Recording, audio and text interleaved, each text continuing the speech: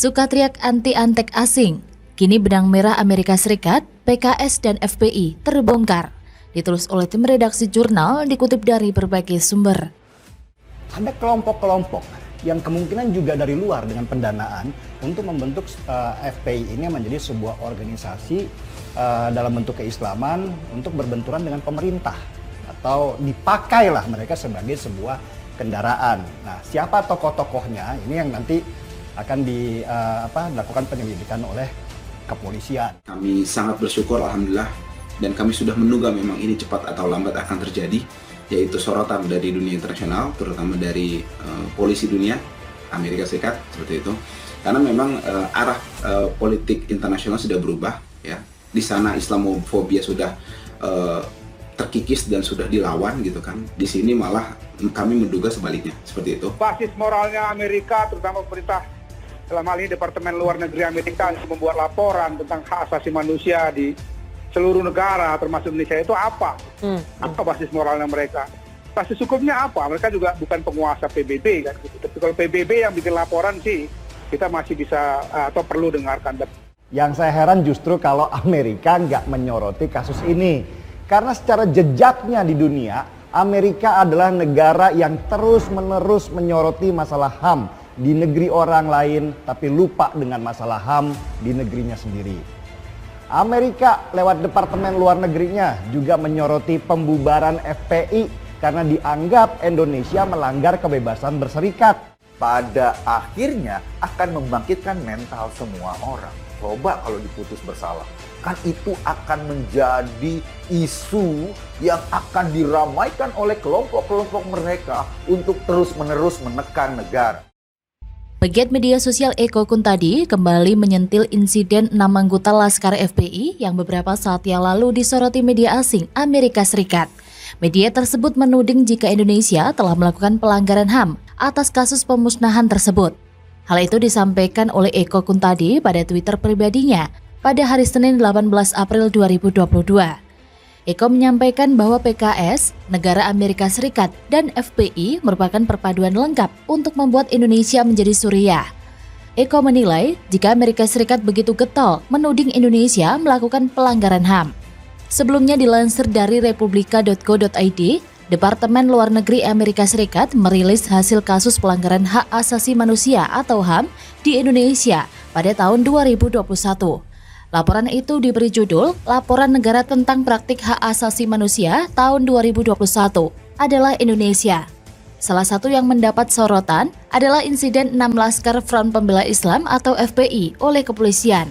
Deplu Amerika Serikat merilis pernyataan berdasarkan laporan sebuah lembaga swadaya masyarakat atau LSM, Komisi untuk Orang Hilang dan Korban Tindak Kekerasan atau Kontras, yang mengikuti kasus kekerasan yang dilakukan aparat Indonesia. Kontras melaporkan 16 kematian akibat dugaan penyiksaan dan penganiayaan lainnya oleh aparat keamanan antara periode Juni 2020 dan Mei 2021. Kontras juga melaporkan 13 kematian akibat polisi melakukan tindakan pemusnahan pada periode yang sama. Pada 8 Januari, Komisi Nasional Hak Asasi Manusia atau Komnas HAM merilis laporan tentang insiden 6 anggota Front Pembela Islam di Jalan Tol Jakarta Cikampek, Kabupaten Karawang, Provinsi Jawa Barat pada Desember tahun 2020. Komnas HAM menemukan polisi secara tidak sah membasmi 4 anggota FPI yang sudah berada dalam tahanan polisi dan menyebut pemusnahan itu sebagai pelanggaran HAM. Laporan Deplu Amerika Serikat juga menyinggung masalah kebebasan berserikat di Indonesia yang dikaitkan dengan pembubaran FPI. Disinggung Menteri Koordinator Bidang Politik Hukum dan Keamanan atau Menko Polhukam, Mahfud MD, mengumumkan keputusan bersama menteri terkait yang menyatakan FPI tidak lagi terdaftar dan melarang organisasi, simbol, dan aktivitas di Indonesia. Izin FPI untuk beroperasi sebagai organisasi beragama berakhir pada Juni 2019. Kuasa hukum keluarga 6 anggota Laskar FPI mengatakan menurut laporan Deplu Amerika Serikat tersebut memperlihatkan bahwa paradigma pola politik internasional terhadap Islam sudah berubah. Kuasa hukum keluarga 6 anggota Laskar FPI yaitu Aziz Yanuar menyinggung terkait stigma buruk yang diberikan terhadap kelompok tertentu. Tak hanya Eko Kuntadi, Yusuf Muhammad juga ikut mengomentari laporan Deplu Amerika Serikat tersebut. Hehehe, terbuka juga kedoknya. Ternyata kalian sudah jadi antek Amerika?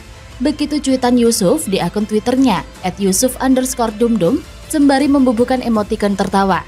Padahal sudah bukan rahasia umum lagi, bila FPI dan sejenisnya ini hanyalah pengangguran yang selalu berteriak antek asing. Tapi apalah cur, semua itu hanyalah kedok saja. Mereka belum paham atau mungkin sudah paham, tapi karena kepentingan, maka perlu hal itu dilakukannya. Apa saja sih kepentingan mereka? Selain agar masih dilihat sebagai kelompok yang membela Islam, juga sebagai perpanjangan tangan oleh oknum polisi yang pro-Amerika. Sudah pasti Amerika punya kaki tangan di negeri ini. Lihat saja LSM-LSM yang berkedok membela HAM itu. Sudah beberapa miliar dolar Amerika yang disetor ke mereka. Sangat mungkin bila Amerika memanfaatkan kaum sumbu pendek untuk meraih tujuan di negara besar dan sekaya Indonesia ini. Jadi FPI dan sebangsanya ini adalah permintaan dari oknum politisi. Si oknum politisi ini mungkin dapat transferan dolar dari Amerika, lalu melaksanakan tugasnya itu. Nah, di bawah politisi ini ada FPI dan gerombolannya. Lumayan kan?